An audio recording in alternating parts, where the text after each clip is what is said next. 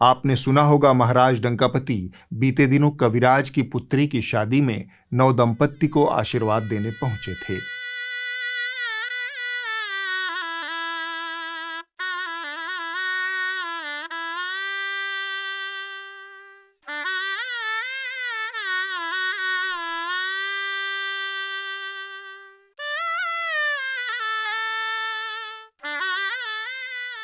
धृतराष्ट्र ने कहा, हाँ सुना तो था, कितनी अच्छी बात है। डंकापति अपने दरबारी कवि साहित्यकारों के परिवारों से इतना गहरे जुड़े हैं। संजय ने यहीं पर धृतराष्ट्र को थाम लिया।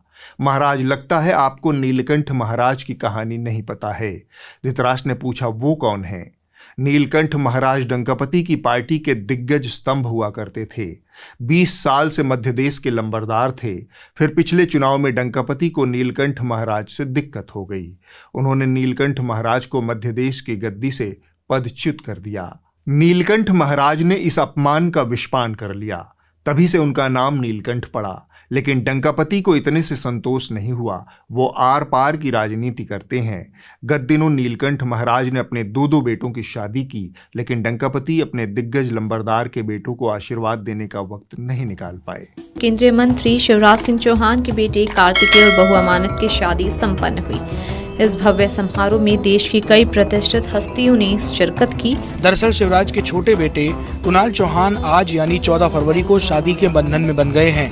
कुणाल ने भोपाल में रिद्धि जैन के साथ 7 फेरे लिए हैं। कविराज की पुत्री की शादी में डंकापति ने माहौल बना दिया। दरअसल 2 शादियों में महत्वपूर्ण शादी चुनने की चुनौती थी। डंकापति ने कविराज को चुना। कविराज भी घाट घाट का पानी पीकर दक्षिणावर्त घाट पर लगे हैं। उम्मीद है उनका भी भला जल्द ही होगा।